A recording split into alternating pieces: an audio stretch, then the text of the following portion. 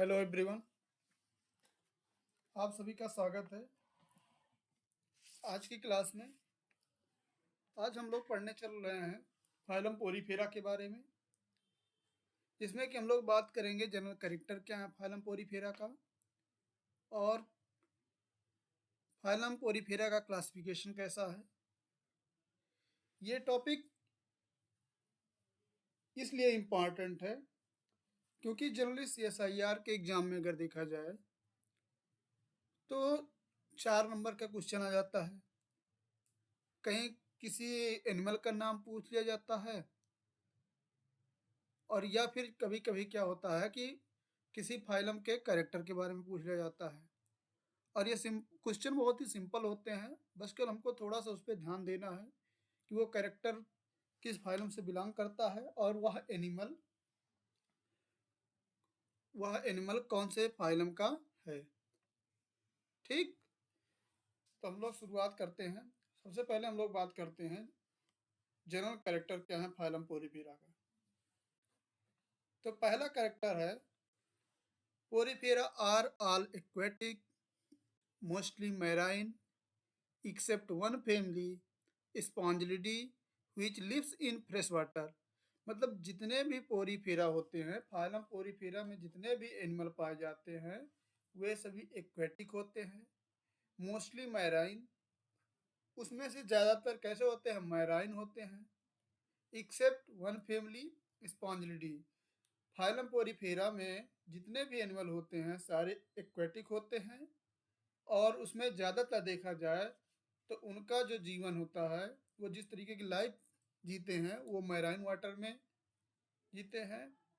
जिसमें से एक फैमिली है जिसका नाम स्पॉन्जिलिडी है, उस फैमिली में पाए जाने वाले एनिमल फ्रेश वाटर में रहते हैं। ठीक, अब डिफरेंस क्या है मैराइन वाटर और फ्रेश वाटर में, हम लोग जान लेते हैं कि मैराइन वाटर इस तरह के वाटर को कहते हैं जिसमें dissolve concentration of salt are higher. मतलब कि जिसमें साल्ट का कंसंट्रेशन जिस वाटर में ज़्यादा होता है, ऐसे वाटर को मैराइन वाटर कहते हैं। और साल्ट का कंसंट्रेशन जिस वाटर में कम होता है, ऐसे वाटर को हम लोग फ्रेश वाटर बोलते हैं। ठीक, तो ये पहला इंपॉर्टेंट क्वेश्चन है कि सारे एनिमल एक्वेटिक होते हैं, उसमें से ज़्यादातर मैराइन होते हैं। एक फैमिली ऐसी भी है जिसका नाम स्पॉन्जिलिडी है, उस फैमिली में जितने भी पोरीफेरम पाए जाते हैं सारे फ्रेश वाटर में रहते हैं। ठीक, दूसरा इंपॉर्टेंट कैरेक्टर है multi cellular organisms, cellular level of body organisation. देखो, एक तो इंपॉर्टेंट कैरेक्टर ये है कि इनकी जो बॉडी होती है वो सेल के लेवल पर बनी होती है। ठीक, cellular level of body organisation होता है, मतलब इसमें किसी भी प्रकार का टिश्यू का फॉर्मेशन, जब टिश्यू का फॉर्मेशन नहीं हुआ तो ऑर्गन का फॉर्मेशन तो होगा नहीं। और इसमें बहुत सारी सेल मिल करके क्या करती हैं, एक एनिमल का निर्माण कर रही है। मतलब कई सारी सेल मिल जा रही है, जिससे कि हम लोग बोल रहे हैं मल्टी सेलुलर, वो एक ऑर्गेनिज्म का निर्माण कर रही हैं। और वह ऑर्गेनिज्म जो है वो फाइलम पोरीफेरा से बिलोंग कर रहा है। तो दूसरा इसका इंपॉर्टेंट कैरेक्टर है कि ये एनिमल जो होते हैं, ये ऑर्गेनिज्म जो होते हैं वो मल्टी सेलुलर होते हैं, cellular level of body organisation होता है। ध्यान दीजिएगा, जितने भी हमने पॉइंट हाईलाइट किया है ये बहुत ही इंपॉर्टेंट है, इन पर आप लोग ज़्यादा फोकस करिएगा। अगला कैरेक्टर है they are sessile and sedentary and grow like plant. Phylum Porifera में जितने भी एनिमल हैं वो कैसे होते हैं? या तो सेसाइल होते हैं, और कुछ उसमें सेडेंटरी होते हैं, और उनकी ग्रोथ होती है जैसे प्लांट की ग्रोथ होती है। सेसाइल टर्म आया हुआ है। सेसाइल का मतलब होता है कि ऐसे एनिमल जो कि मूव ना कर पाए, मतलब unable to move. Sessile animal are usually क्या होते हैं, वो कि परमानेंटली अटैच होते हैं किसी सॉलिड सबस्ट्रेट से, जैसे कि रॉक से, और वो अपनी एक जगह से दूसरी जगह पर मूव नहीं कर पाते हैं। ऐसे ऑर्गेनिज्म को, ऐसे एनिमल को सेसाइल एनिमल, सेसाइल ऑर्गेनिज्म के नाम से जानते हैं। दूसरा टर्म आया है सीडेंटरी होते हैं। सीडेंटरी का मतलब होता है animals are that live in one place and do not move around much. मतलब कि वो एनिमल क्या करते हैं कि अपने एक ही जगह पर रहते हैं और अपने आसपास मूव नहीं कर पाते हैं। ऐसे एनिमल को नाम दिया जाता है सीडेंटरी एनिमल। और पोरीफेरा में जो भी एनिमल पाए जाते हैं उनकी ग्रोथ की बात किया जाए तो उनकी ग्रोथ होती है प्लांट के जैसे। ठीक, अगला कैरेक्टर है बॉडी शेप। बॉडी की शेप के बारे में बात करते हैं। तो इनकी बॉडी की शेप के बारे में बात करा जाए तो इनकी जो बॉडी की शेप होती है वो कैसी होती है? वेस आर सिलेंडर लाइक। इनकी बॉडी की अगर बात करें कि आकृति कैसी है तो वेस अथवा सिलेंडर लाइक, मतलब इनकी बॉडी की जो ग्रोथ है वो वी शेप, जैसे कि हम लोग बात करें कि वेस मतलब फूलदान की तरह इनकी, जैसे आप गमले में देखते हैं, गमले में फ्लावर की ग्रोथ होती है, ऐसे गमले के जैसे ही इनकी ग्रोथ होती है। ठीक है, ऐसे इनकी शेप है। अगला कैरेक्टर है एसिमेट्रिकल होते हैं, मतलब कि इनके अगर बॉडी को हम दो बराबर भागों में काट करके बांटना चाहें तो ये बॉडी जो है इनकी दो बराबर भागों में डिवाइड नहीं होगी। ये अर्धसममिति होती है इनकी और बॉडी जो है। और अगला इसी में इम्पॉर्टेंट कैरेक्टर है कि ये जो एनिमल होते हैं इनकी सिमेट्री देखा जाए तो रेडियली सिमेट्रिकल भी होते हैं। इनकी शेप की बात करें तो ये रेडियली सिमेट्रिकल होते हैं। रेडियली सिमेट्रिकल का मतलब होता है कि यह एक तरह का सिमेट्री है जिसमें कि आइडेंटिकल पार्ट क्या होते हैं कि अरेंज हो जाते हैं एक सर्कुलर पैटर्न में, और अपने मतलब एक सेंट्रल एक्सिस के अराउंड क्या होता है कि इनके जो आइडेंटिकल पार्ट होते हैं वो अरेंज हो जाते हैं सर्कुलर पैटर्न में। और अगर जब ये सर्कुलर पैटर्न में क्या होगा कि अरेंज हो गए हैं तो एक इम्पॉर्टेंट इसमें यह है कि अगर हम क्या करते हैं कि इनको कट करते हैं, ठीक है, अगर इनको कट करते हैं तो इनके जो आइडेंटिकल पार्ट होते हैं वो बराबर आते हैं, बराबर भागों में बंटते हैं। ठीक, अगला करेक्टर इसकी है जो बॉडी वाल के बारे में बात करते हैं। फाइलम पोरिफेरा के अगर हम बॉडी वाल की बात करें तो इनका बॉडी वाल में जो सबसे बाहरी पार्ट होता है उसको बोलते हैं पिनाइकोडर्म। सबसे बाहरी पार्ट को बोलते हैं पिनाइकोडर्म, जो कि डर्मल एपिथेलियम का बना होता है। और सबसे अंदर का भाग देखा जाए तो वो इनर कोइनोडर्म होता है, जिसे कि गैस्ट्रल एपिथेलियम कहते हैं। और इस आउटर पिनाइकोडर्म और जो अंदर का पार्ट है जिसे कि कोइनोडर्म बोलते हैं, इन दोनों के बीच के पार्ट को हम लोग नाम देते हैं मीजेनकाइम, जो कि जिलेटिन का बना होता है। यानी कि वो सेल का बना नहीं है, जिलेटिनस है, नॉन सेलुलर है पार्ट है, जिसे कि हम लोग मीजेनकाइम बोल रहे हैं। यानी कि इंपॉर्टेंट कैरेक्टर ये भी हुआ कि फाइलम पोरिफेरा में जो एनिमल पाए जाते हैं वो कितने लेयर के बने होते हैं? दो लेयर के, यानी कि डिप्लोब्लास्टिक होते हैं। उसमें दो लेयर पाई जाती है, एक आउटर जिसे कि पिनाइकोडर्म नाम दिया जाता है, और दूसरी लेयर जो अंदर की है उसे हम कोइनोडर्म नाम देते हैं। और इस दोनों के बीच का जो पार्ट होता है वो नॉन सेलुलर जिलेटिन का बना होता है, जिसे कि हम लोग नाम देते हैं मीजेनकाइम। अगले कैरेक्टर की बात करें इसी में तो मीजेनकाइम की अगर ही देखें तो मीजेनकाइम बना होता है उसमें कुछ स्केलेटल एलिमेंट होते हैं और उसमें कुछ जो है फ्री अमीबॉयड सेल होते हैं। अब देखिए, एक तो स्केलेटल एलिमेंट के बारे में तो आपको पता है, लेकिन ये फ्री अमीबॉयड सेल हैं जो हैं, इनके बारे में बात करें तो क्या होती है। तो फ्री अमीबॉयड सेल जो होते हैं वो क्या करते हैं, अपने अपने शेप को क्या करते हैं, लगातार बदलते रहते हैं, क्योंकि इनमें स्यूडोपोड्स पाए जाते हैं जिन्हें कि हम लोग फॉल्स फीट के नाम से जानते हैं। उनकी सहायता से ये क्या करते हैं, अपने शेप को जो है चेंज करते रहते हैं। और इसमें एक इम्पॉर्टेंट कैरेक्टर अगर हम बात करें तो इसमें फाइगोसाइटोसिस प्रोसेस होती है।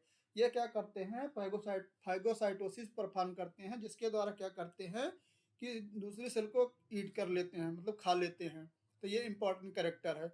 इसमें भी कई तरीके की सेल हैं अगर देखा जाए तो उसमें कुछ के पास जो एम्ब्रॉयड सेल होते हैं उनके पास फाइगोसाइटोसिस प्रोसेस परफॉर्म करने की क्षमता होती है। अगला इंपॉर्टेंट कैरेक्टर की बात करें तो all sponges are hermaphrodite but cross fertilisation is a rule. जितने भी स्पंज होते हैं फाइलम पोरिफेरा में, अगर हम बात करें स्पंजों की, तो जितने भी स्पंज होते हैं वो कैसे होते हैं, हर्माफ्रोडाइट होते हैं। लेकिन उसमें क्रॉस फर्टिलाइजेशन जो होता है वो एक रूल है। ठीक, हर्माफ्रोडाइट का बात अगर हम बात करें तो हर्माफ्रोडाइट क्या है कि इसमें क्या होता है कि ऑर्गेनिज्म, ऐसे ऑर्गेनिज्म जिनके पास दोनों मेल एंड फीमेल दोनों तरह के रिप्रोडक्टिव ऑर्गन होते हैं, ऐसे एनिमल को हम लोग क्या नाम देते हैं, हर्माफ्रोडाइट बोलते हैं। यानी कि हर्माफ्रोडाइट ऐसे एनिमल को कहते हैं जिनके पास मेल और फीमेल दोनों तरीके के रिप्रोडक्टिव ऑर्गन होते हैं। और दूसरी बात यह है इसमें इम्पॉर्टेंट कि हर्माफ्रोडाइट जो होते हैं वो मेल और प्लांट दोनों होते हैं। ठीक, but cross fertilisation is a rule. Cross fertilisation इसमें जनरली होता है। तो क्रॉस फर्टिलाइजेशन का मतलब क्या हुआ कि fusion of male and female gamete, जिन्हें कि हम लोग सेक्स सेल के नाम से जानते हैं, उनका फ्यूजन होना from different individual of the same species, मतलब कि एक ही स्पीसीज के अलग अलग इंडिविजुअल के मेल रिप्रोडक्टिव ऑर्गन का फ्यूजन होना, मेल रिप्रोडक्टिव गैमीट्स जो मेल और फीमेल के हैं जिन्हें कि हम सेक्स सेल बोलते हैं, उनका फ्यूजन होना क्या नाम दिया जाता है? Cross fertilisation. और अगला इंपॉर्टेंट कैरेक्टर है रिप्रोडक्शन। पोरीफेरा में बात करें, पोरीफेरा में जितने भी स्पंजेस हैं उनके रिप्रोडक्शन की अगर बात करें तो इसमें दो तरह का रिप्रोडक्शन होता है, एसेक्सुअल रिप्रोडक्शन और दूसरा कौन सा? Sexual reproduction. ठीक। और अगला सबसे इंपॉर्टेंट कैरेक्टर इसमें है क्लीवेज। अगर फाइलम पोरीफेरा की बात करें तो इसमें क्लीवेज किस प्रकार का होता है, यह भी इंपॉर्टेंट क्वेश्चन है जो कि आता रहता है जनरली। तो क्लीवेज की बात करें तो फाइलम पोरीफेरा में जो भी एनिमल पाए जाते हैं उनमें होलोब्लास्टिक टाइप का क्लीवेज पाया जाता है। डेवलपमेंट की बात करें तो development through a free swimming chelated larva, जिन्हें कि हम लोग नाम देते हैं एम्फीब्लास्टुला और पैरेन्काइमल लार्वा। एक तो क्लीवेज की बात हुई, फाइलम पोरीफेरा में जो भी एनिमल पाया जाता है उसमें होलोब्लास्टिक टाइप का क्लीवेज पाया जाता है। अगला अगली जो हम बात कर रहे हैं वो डेवलपमेंट की बात कर रहे हैं। तो फाइलम पोरीफेरा में जितने भी एनिमल पाए जाते हैं उनका डेवलपमेंट जो होता है एक फ्री स्विमिंग सिलेटेड लार्वा के थ्रू होता है, जिनको कि हम लोग एम्फीब्लास्टुला या फिर पैरेन्काइमल लार्वा के नाम से जानते हैं। और अगला इंपॉर्टेंट कैरेक्टर है the organisation of sponges has been grouped into three main type. Organisation की बात करें स्पंजेस में तो तीन ग्रुप में डिवाइड किए गए हैं। ऑर्गेनाइजेशन की बात करेंगे स्पंजेस के तो तीन ग्रुप में डिवाइड किए गए हैं। एक है ऑर्गेनाइजेशन स्कॉन टाइप, दूसरा है साइकान टाइप और तीसरा है ल्यूकोनाइड टाइप। ये तीन तरह का ऑर्गेनाइजेशन है। तो ये था जनरल कैरेक्टर, ये जनरल कैरेक्टर थे फाइलम पोरीफेरा के जो हम लोगों ने बात किया कि ज़्यादातर हमने बात किया कि पोरीफेरा एक्वेटिक होते हैं, उसमें से ज़्यादातर मैराइन होते हैं। एक फैमिली स्पॉन्जिलिडी है जो कि फ्रेश वाटर में रहती हैं। फिर उसके बाद हम लोग बात करें कि मल्टी सेलुलर ऑर्गेनिज्म है, cellular level of body organisation है। अगला कैरेक्टर हम लोग बात किए थे बॉडी शेप के बारे में बात किया था। फिर उसके बाद हम लोग बॉडी वॉल की बात किए, डिप्लोब्लास्टिक एनिमल हैं। फिर हम लोगों ने बात किया कि किस तरह का रिप्रोडक्शन है इसमें। क्लीवेज के बारे में हम लोग बात किए, होलोब्लास्टिक टाइप का क्लीवेज है। और फाइनली आ गए डेवलपमेंट में, और उसमें ये भी हम लोगों ने देख लिया कि कौन कौन से लार्वा पाए जा रहे हैं। ठीक। अगला टॉपिक हम लोगों का फाइलम पोरीफेरा का क्लासिफिकेशन। हम लोग इसमें बात करने चल रहे हैं फाइलम पोरीफेरा का क्लासिफिकेशन किस प्रकार का है। तो अगर हम लोग फाइलम पोरीफेरा के बारे में बात करें तो the phylum includes about 5000 species of sponges group in three classes depending mainly upon the nature of the skeleton they possess। मतलब कि अगर फाइलम पोरीफेरा में देखा जाए तो लगभग 5000 स्पीसीज हैं स्पंजेस की, जिनको कि तीन ग्रुप में डिवाइड किया गया है। और किस बेस पर? On the basis of their nature of the skeleton which are possessed by sponges। मतलब कि किस प्रकार का स्केलेटन पाया जा रहा है स्पंजेस में, उसका नेचर कैसा है, इस बेस पर तीन क्लास में स्पंजेस को डिवाइड किया गया है। तो आइए देखते हैं हम लोग कौन कौन से क्लास है। सबसे पहला क्लास है जिसका नाम है कैलकेरिया, दूसरा क्लास है जिसका नाम है हेक्साकटनिडा और तीसरा क्लास है डेमोस्पंजी। इन तीनों में डिफरेंस क्या है तीनों क्लासेस में, सबसे पहले हम लोग ये जानते हैं। तो जो पहला क्लास है जिसका नाम कैलकेरिया है, कैलकेरिया की बात करें तो कैलकेरिया जो है एक ऐसा स्पंजेस का क्लास है जिसका मेन कैरेक्टर ये है कि इनके जो स्केलेटन होते हैं वो कैल्शियम कार्बोनेट स्पिक्यूल्स होते हैं। स्केलेटन जो होते हैं वो कैल्शियम कार्बोनेट स्पिक्यूल्स के बने होते हैं, इसलिए इस क्लास के एनिमल को कैलकेरियन एनिमल के नाम से जानते हैं। मतलब कैलकेरिया क्लास में पाए जाने वाले जो भी एनिमल हैं उनके स्केलेटन कैल्शियम कार्बोनेट स्पिक्यूल्स के बने होते हैं, इसलिए इस क्लास के एनिमल को कैलकेरियन एनिमल के नाम से जानते हैं। दूसरा क्लास है हेक्साकर्निडा। हेक्साकर्निडा जो स्पंजेस हैं इस क्लास में, उनकी स्केलेटन की अगर हम बात करें तो उसमें 4 या 6 पॉइंटेड सिलीशियस स्पिक्यूल पाए जाते हैं, 4 अथवा 6 सिलीशियस स्पिक्यूल्स पाए जाते हैं, इसलिए इन्हें हेक्साकर्निडा के नाम से जानते हैं और जनरली इन्हें हम लोग ग्लास स्पंजेस भी कहते हैं। अगला क्लास है डेमोस्पंजी।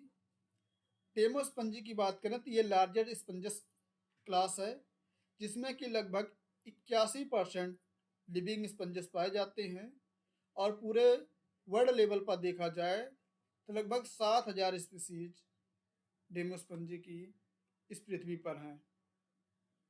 ठीक, इनकी बॉडी की अगर बात करें डेमोस्पंजी की, तो ये सॉफ्ट बॉडी एनिमल होते हैं और ये एक हार्ड स्केलेटन से कवर होती है इनकी बॉडी, और वो हार्ड स्केलेटन जो होता है वो कैल्शियम कार्बोनेट का बना होता है। ये डेमोस्पंजी क्लास की बात हुई। अब पहला जो क्लास है जिसे हम लोग कैलकेरिया नाम से जानते हैं, इनको दो ऑर्डर में डिवाइड किया गया है। एक का नाम है होमोसिला और दूसरे का नाम है हेट्रोसिला। होमोसिला की बात करें तो उसके एग्जाम्पल ल्यूकोसोलेनिया है और क्लेथरिना है। ल्यूकोसोलेनिया और क्लेथरिना ये दो एग्जाम्पल होमोसिला के हैं।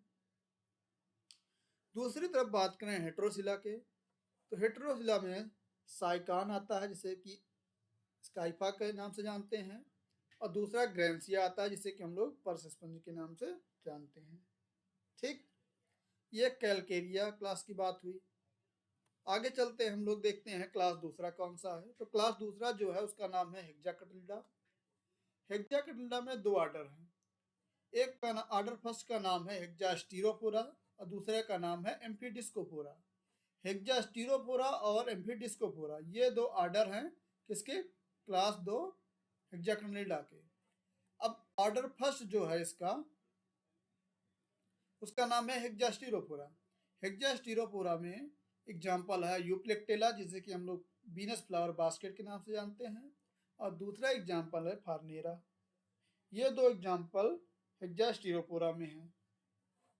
ध्यान रखें, यूप्लेक्टेला और फार्नेरा को हेक्सास्टीरोफोरा में रखा गया है जो कि बिलोंग करता है क्लास हेक्साकटिल्डा से। दूसरा ऑर्डर है हेक्साकटिल्डा का जिसका नाम है एम्फीडिस्कोफोरा। उसका एग्जाम्पल है हैलोनीमा जिसे कि हम लोग ग्लास रोप स्पंज के नाम से जानते हैं, और दूसरा एग्जाम्पल इसका है फेरोनीमा जिसे कि हम लोग बॉल स्पंज के नाम से जानते हैं।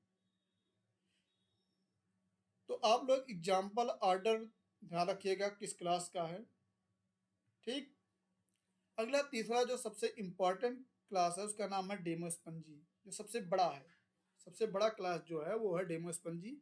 उसको डिवाइड किया गया है 3 सब क्लासेस में।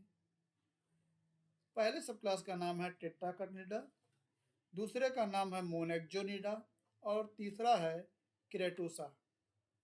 टेट्राकर्निडा, मोनेक्जोनिडा और क्रेटोसा ये 3 सब क्लास हैं जो कि बिलोंग करते हैं डेमोस्पंजी से।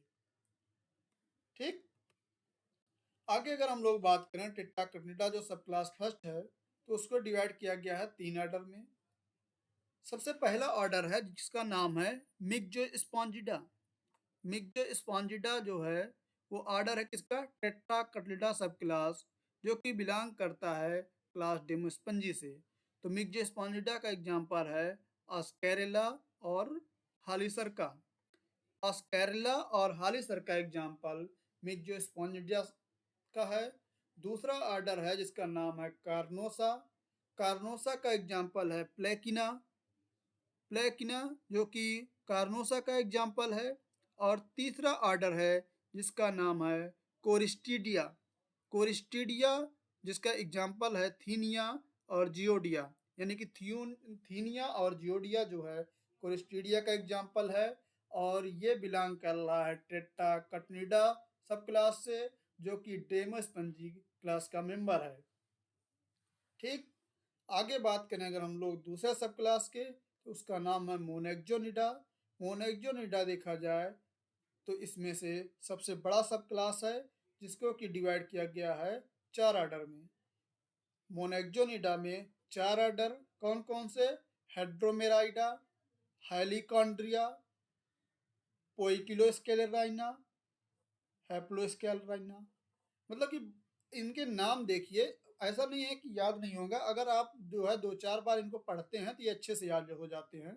हाइड्रोमेराइडा, हाइलिकॉन्ड्रिया, पोइकिलोस्केलेराइना, हैप्लोस्केलेराइना। बहुत ही सिंपली नाम है। हेड्रोमेराइडा जो पहला ऑर्डर है सब क्लास मोनेक्जोनिडा का, तो उसका एग्जाम्पल है क्लायोना, जिसे कि हम लोग बोरिंग स्पंज के नाम से जानते हैं। क्लायोना जिन्हें कि हम लोग बोरिंग स्पंज के नाम से जानते हैं, ये हेड्रोमेराइडा का एग्जाम्पल है। हेड्रोमेराइडा जो ऑर्डर है वो बिलोंग करता है सब क्लास मोनेक्जोनिडा से, और सब क्लास मोनेक्जोनिडा बिलोंग करता है कौन से क्लास से? डेमोस्पंजी से। ठीक। अगला ऑर्डर है हालीकांड्रिया। हालीकांड्रिया का एग्जाम्पल है हालीकांड्रिया। बहुत ही सिंपल है, जैसा ऑर्डर वैसा एग्जाम्पल, हालीकांड्रिया। और हालीकांड्रिया को हम लोग जानते हैं किस नाम से? ब्रेड क्रम्प स्पंज के नाम से। ब्रेड क्रम्प कॉमन नेम बहुत जरूरी है, कॉमन नेम बहुत जरूरी है, क्योंकि कॉमन नेम से भी कभी कभी क्वेश्चन पूछ लिया जाता है मैचिंग में कि कौन से एनिमल का कॉमन नेम क्या है, तो ये भी ध्यान रखिएगा। और हमने उन्हीं का लिखा है जो कि इम्पोर्टेंट है। ठीक। अगला तीसरा ऑर्डर है पोइक्लोस्केल्ना। पोइसिलो बोलिए या पोइक्लो बोलिए, स्केल्ना। इसका एग्जाम्पल है माइक्रोसियोना। माइक्रोसियोना किसका एग्जाम्पल है? पोइसिलियोस्केलिना का, जो कि बिलोंग कर रहा है कौन से सब क्लास से? मोनेक्जोनिडा से। और चौथा जो इसका लास्ट ऑर्डर है उसका नाम है हैप्लोस्केलिना। और हैप्लोस्केलिना में रखा गया चेलिना, जिसे कि हम लोग फिंगर स्पंज के नाम से जानते हैं। बहुत ही इंपॉर्टेंट है चेलिना। चेलिना को हम लोग किस नाम से जानते हैं? फिंगर स्पंज से। और दूसरा है स्पॉन्जिला। स्पॉन्जिला स्पॉन्जिला को हम लोग फ्रेश वाटर स्पंज के नाम से जानते हैं।